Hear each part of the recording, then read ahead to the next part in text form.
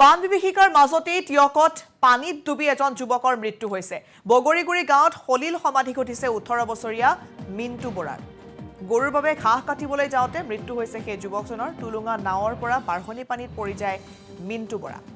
এফালে বান আৰু বানৰ বাবে তেওঁলোকে নাও বা বিভিন্ন ধৰণৰ সামগ্ৰী ব্যৱহাৰ কৰি তেওঁলোকে অহা যোৱা কৰিবলগীয়া হৈছে। ঘৰত থকা জীৱ-জন্তুৰ বাবে খাদ্য সামগ্ৰী যোগান ধৰিবলগীয়া হৈছে আৰু সেই খাদ্য সামগ্ৰী আনিবলৈ যোৱাৰ সময়তে এই ঘটনা সংঘটিত হৈছে। পানীত ডুবি 18 বছৰীয়া সেই যুৱকজনৰ মৃত্যু হৈছে। বগৰীগুৰি গাঁৱত এই ঘটনা সংঘটিত হৈছে আৰু সেই যুৱকজনৰ নাম হৈছে মিণ্টু বৰা। গৰুৰ বাবে ঘাঁহ কাটিবলৈ যোৱাৰ সময়তে এই ঘটনা সংঘটিত হয়। বাঢ়নি পানীত পৰি মৃত্যু হয় মিণ্টু বৰা।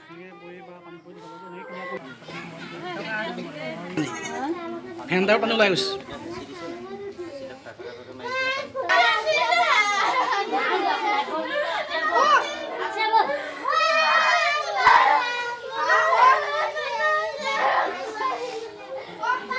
আৰু যুৱকজনৰ মৃত্যুৰ খবৰ পোৱাৰ পাছতেই পৰিয়ালত এতিয়া হাহাকাৰ লাগিছে।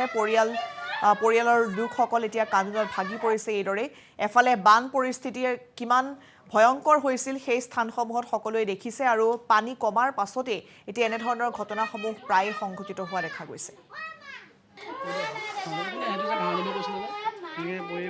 বানপানী মানে আমাৰ শুকুৱাই দিয়ে। এই বানপানীৰ কাৰণে সেই গৰু ম'হৰ কাৰণে ল'ৰাটোৱে ঘাঁহ আনিবলৈ গৈছিলে। তাৰপৰা নাৱৰ পৰা পিছলি পৰি মানে সি সাঁতুৰিবও নাজানে। তাৰপিছত পানীত ডুব গৈ গ'ল। তাৰপিছতে বহুতো চিঞৰ বাখৰ কৰাৰ পিছত মানুহে আহি বিচাৰ কোচাৰ কৰি সেই পানীৰ তলৰ পৰাহে তাক উলিয়াইছে। পানী হৈয়ে থাকে। আমাৰ যোৱা বছৰহে আমাৰ পানী নাই, তাৰপৰা আগৰ পৰা আমাৰ ইয়াত পানীটো হৈয়ে থাকে। কিন্তু এইবাৰ পানীটোৰ সোঁত মানে বেছি। আগৰ পানী হয় যদিও আমাৰ ইয়াত সোঁতৰ ইমান প্ৰভাৱ নাই। বয়স 18 বছৰমান হৈছে।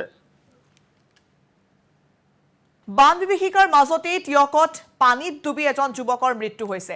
বগৰীগুৰি গাঁৱত সলিল সমাধি ঘটিছে 18 বছৰীয়া মিণ্টু বৰাৰ।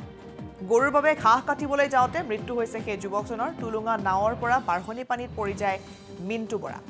এফালে বান আৰু বানৰ বাবে তেওঁলোকে নাও বা বিভিন্ন ধৰণৰ সামগ্ৰী ব্যৱহাৰ কৰি তেওঁলোকে অহা যোৱা কৰিবলগীয়া হৈছে। ঘৰত থকা জীৱ-জন্তুৰ বাবে খাদ্য সামগ্ৰী যোগান ধৰিবলগীয়া হৈছে আৰু সেই খাদ্য সামগ্ৰী আনিবলৈ যোৱাৰ সময়তে এই ঘটনা সংঘটিত হৈছে।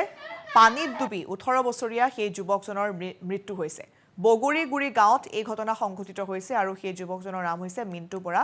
গৰুৰ বাবে ঘাঁহ কাটিবলৈ যোৱাৰ সময়তে এই ঘটনা সংঘটিত হয়। বাঢ়নি পানীত পৰি মৃত্যু হয় মিণ্টু বৰা।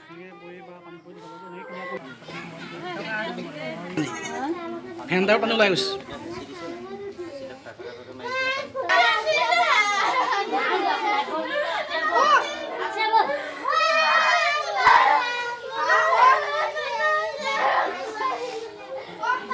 আৰু যুৱকজনৰ মৃত্যুৰ খবৰ পোৱাৰ পাছতেই পৰিয়ালত এতিয়া হাহাকাৰ লাগিছে।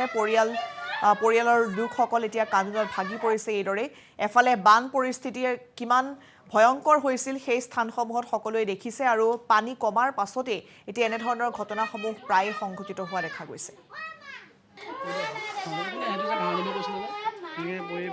বানপানী মানে আমাৰ শুকুৱাই দিয়ে। এই বানপানীৰ কাৰণে সেই গৰু ম'হৰ কাৰণে ল'ৰাটোৱে ঘাঁহ আনিবলৈ গৈছিলে। তাৰপৰা নাৱৰ পৰা পিছলি পৰি মানে সি সাঁতুৰিবও নাজানে। তাৰপিছত পানীত ডুব গৈ গ'ল। তাৰপিছতে বহুতো চিঞৰ বাখৰ কৰাৰ পিছত মানুহে আহি বিচাৰ কোচাৰ কৰি সেই পানীৰ তলৰ পৰাহে তাক উলিয়াইছে।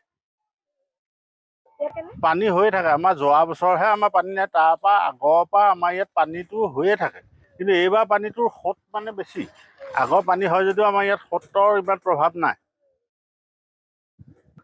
বয়স 18 বছৰমান হৈছে।